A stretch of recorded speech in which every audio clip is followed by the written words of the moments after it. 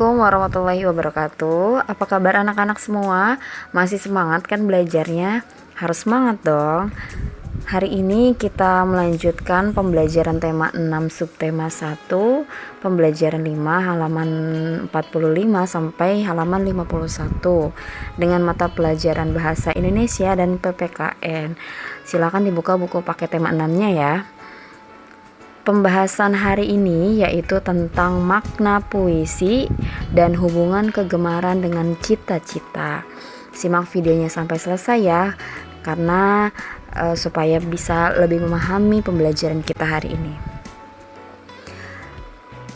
Mempelajari makna puisi ini adalah mata pelajaran Bahasa Indonesia, ada di buku paket tema 6 ya.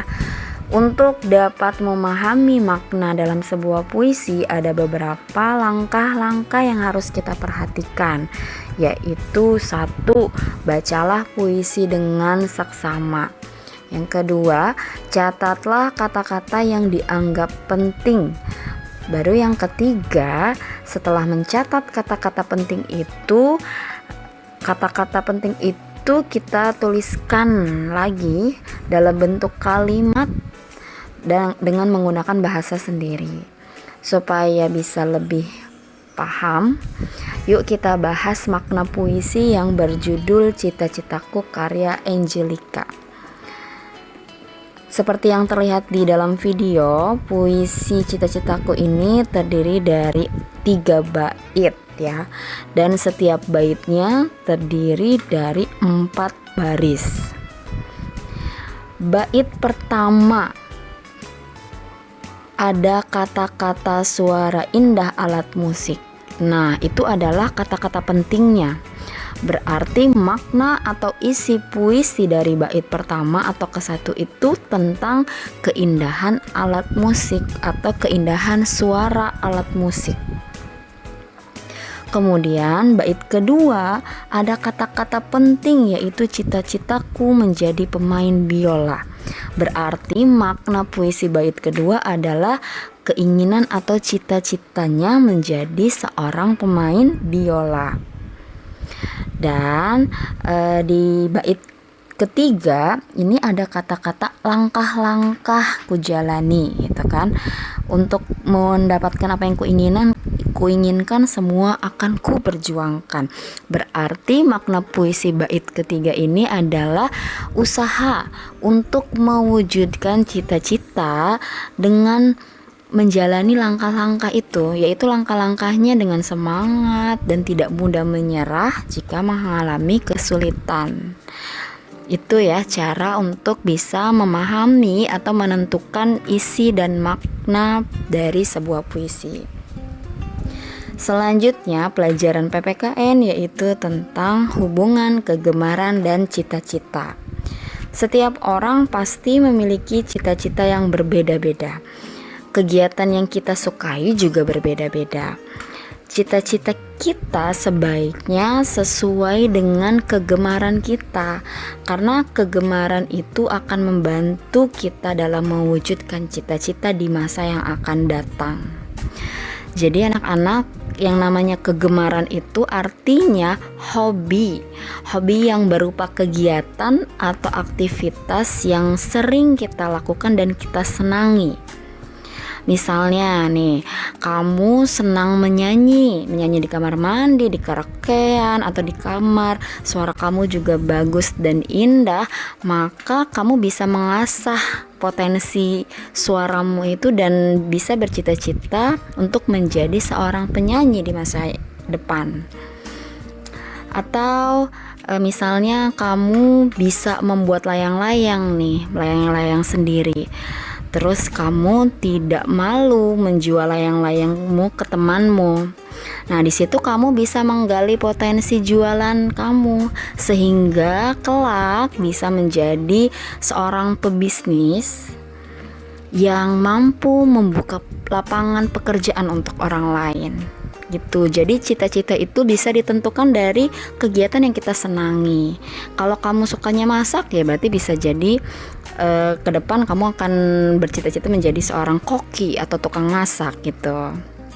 Nah, perhatikan gambar yang ada di video ini ya. Ini gambar pertama, ada Dayu yang kesukaannya atau kegemarannya itu menari. Sedangkan cita-citanya itu ingin menjadi seorang pelukis. Nah, menurutmu kita senang menari tapi ingin bercita-cita jadi pelukis, kira-kira apakah sudah tepat kegemaran kita dengan cita-cita yang kita inginkan? Nah, kalau menurut Ibu, kegemaran Dayu ini kurang sesuai dengan cita-citanya. Mengapa demikian? Karena hobinya atau kegemarannya itu kan menari, tidak bisa membantu dia menjadi seorang pelukis. Seorang pelukis itu kan harus pintar menggambar gitu ya. Gambarnya itu harus bernilai seni atau harus indah. Maka Dayu harus sering berlatih melukis atau menggambar untuk menggapai cita-citanya sebagai pelukis, bukan menari gitu. Kemudian gambar selanjutnya nih, ada Siti yang gemar atau yang suka membaca buku dan ia bercita-cita menjadi seorang ilmuwan. Kegemaran membaca itu kan dapat membantu Siti meraih cita-citanya menjadi ilmuwan. Berarti si Siti ini kegemaran atau kesukaannya nyambung sama cita-citanya. Karena dengan membaca, ilmu pengetahuan kita menjadi semakin luas, sehingga bisa menjadi ilmuwan yang mencetuskan ide-ide baru dari pengetahuan yang kita miliki. Gitu ya. Anak-anakku, usaha dalam meraih cita-cita. Saat berusaha meraih cita-cita, pasti ada beragam kesulitan dan rintangan yang akan dihadapi. Kesulitan setiap orang juga berbeda-beda. Misalnya dari keluarga, segi ekonomi, ada yang ekonomi keluarganya kurang sehingga kurang mendukung anak-anaknya untuk melanjutkan sekolah. Tapi anaknya mau, itu kan juga sebuah rintangan, kesulitan. Anaknya mau sekolah tapi ekonomi keluarganya belum mampu. Ada juga yang orang tuanya atau keluarganya ekonominya sudah mampu, tetapi anaknya yang belum memiliki keinginan untuk belajar lebih tinggi lagi. Nah, itu juga sebuah kesulitan dan sebuah rintangan. Meskipun akan ada banyak kesulitan dalam meraih cita-cita, kita harus yakini bahwa bersama kesulitan pasti ada kemudahan, anak-anak.